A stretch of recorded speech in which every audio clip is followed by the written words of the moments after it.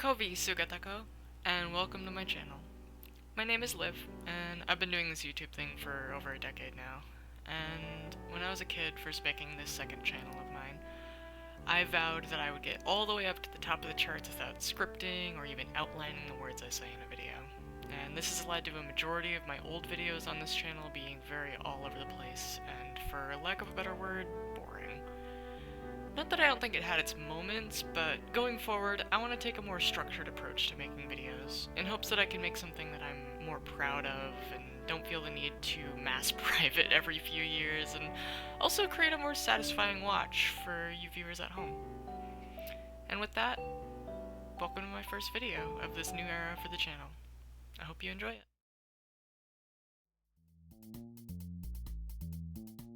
My favorite game in the Super Smash Bros. Series is a little unconventional and uncompetitive, but I've noticed it getting a lot more love in recent years due to fan works like Project M, Super Smash Rex, and Project Plus. The game in question is, of course,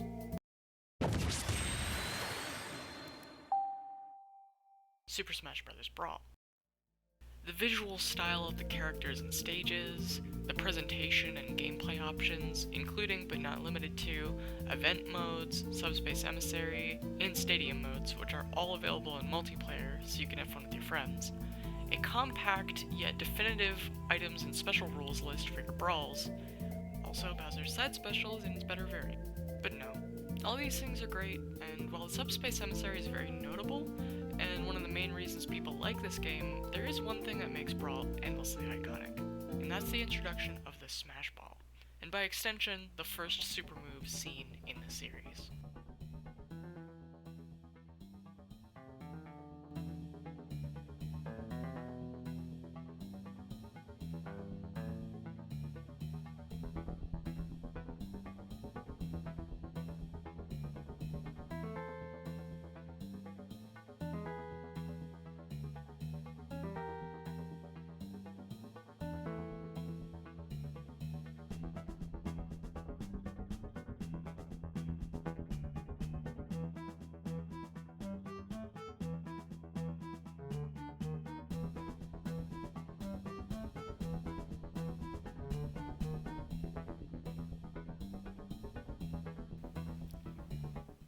Final Smashes are such a beautiful implementation of a super move analog to a platform fighter.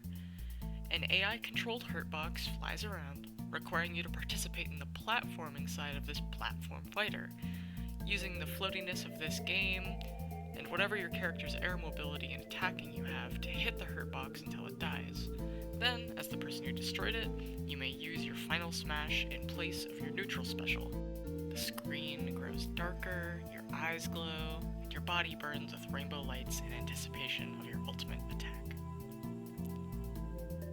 These final smashes, though I shall praise them until my dying days for how they interact with platform fighting in particular, creating traps on the stage so that parts of the stage become uninhabitable, or entering a form that allows you to control large amounts of space, or creating a mini cutscene that does big damage, they're not created equal.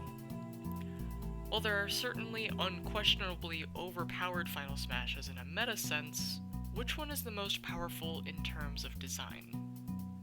While it is very subjective, I do have my answer to this question, and that is what I'd like to discuss with you today. Before we get into what the final smash is, though, we need to talk about the character it belongs to.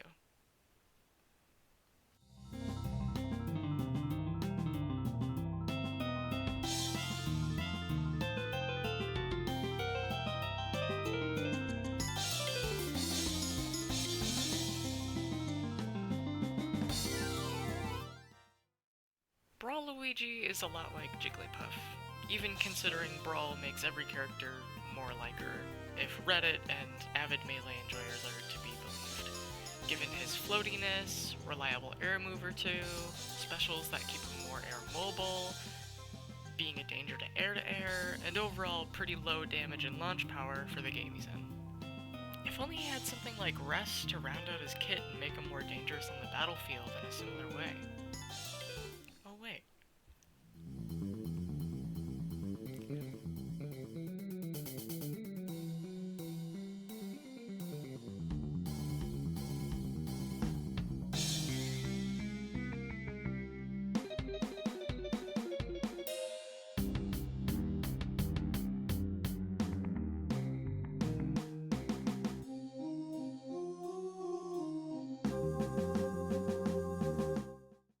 much like Jigglypuff's rest, the home run uppercut is a terrifying commitment, timing, and damage nightmare for both players.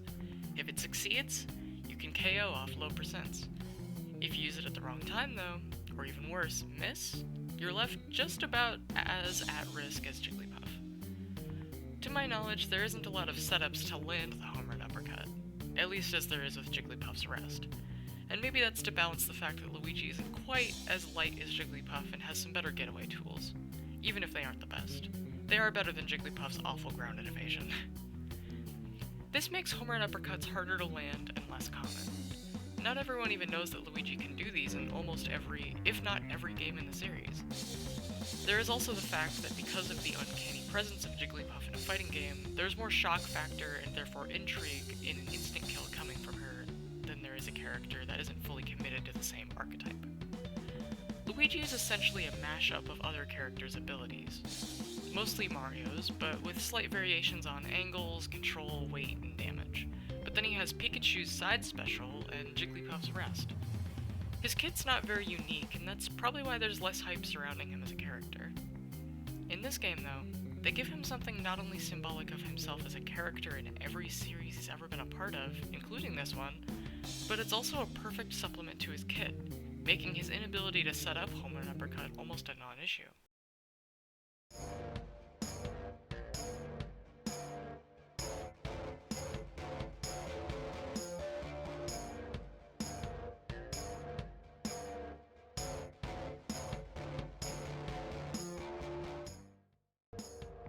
Luigi has always been player 2, and he's always been worse off for it.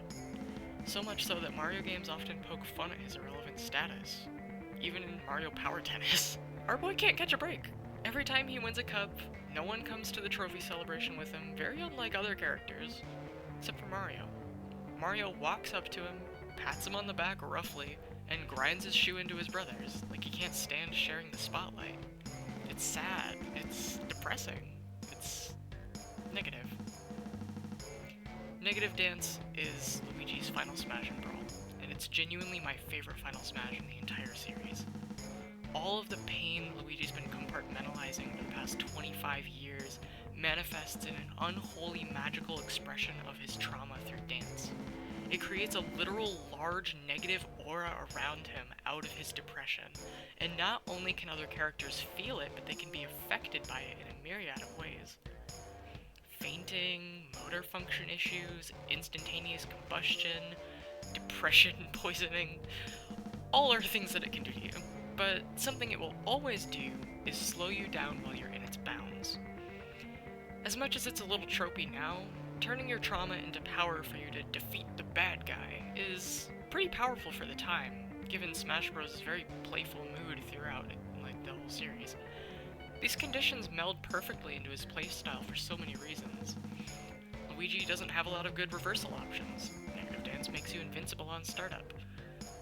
Luigi's too floaty to have a lot of presence on the battlefield. Negative Dance makes people slower and floatier than he is, turning the tables on them. Luigi has a hard time building up the damage he needs to ensure KOs with home run uppercut without serious commitment, and by extension, risk. Negative Dance is guaranteed to put a flower on their head that damages them over time. Luigi has a hard time landing home run uppercut. Negative Dance slows all enemies within it down, but it's likely to cause a sleep or stun, allowing you to get a free home run uppercut at your leisure. Luigi's main power comes from his air attacks, which can be hard to land sometimes. The slow and dot makes his attacks easier to land and much more powerful. I could go on, but I'm sure you get it. Negative Dance is not only an expression of who Luigi is, but is him bearing his heart in front of his opponent in an act of desperation to win, to experience that victory, that attention, even just once. Everything that his brother has in spades, but he only has in short bursts because of Luigi's Mansion, which is a game that he has to face his fears for the span of a whole game, teaming up with a weird senile old inventor, all in an effort to save his brother from the things he's so scared of, probably for very little thanks and another decade of being overshadowed. The part of this, while it makes me sad, does give me a little bit of hope, is that Negative Dance is only ever in this game. Going forward, they use his vacuum from Luigi's Mansion. This upsets me because of how beautifully executed Negative Dance was, but I think I can rest happy knowing that he's using something that people And shit, there's a Luigi's Mansion 3 now, and there's a new Brothers game coming out for the Switch too. Hopefully he gets the love from those games that he deserves. Until then, I'm going to be using Negative Dance to help him work out his trauma through artistic expression, while winning games and showing him that I think that he's a winner and deserves the #1 spot every once in a while. Before I say my goodbyes, I want to shout out Saxophone Simpleton Music, the channel that made all of the awesome music that was played during this video. She's a great artist, and I'm excited to see more from her when the time comes. I do also want to, in every video, shout out another small-ish creator that's caught my eye, so that if I ever get eyes on me and my channel, these cool creators can get some more eyes on them, which will benefit everyone. Today's creator that I want to shout out today is Dream Jelly. Dream Jelly makes a good deal of videos regarding 2000s nostalgia and other era-appropriate topics. They made a Cabbage Patch Kids video somewhat recently that I really enjoyed, and is relatively similar to content I plan on making in the future. And in a meta sense, this creator seems topical. With that, thank you all for coming and watching my first edited video. Certainly not my best work, but I'm sure I'll get better as I go.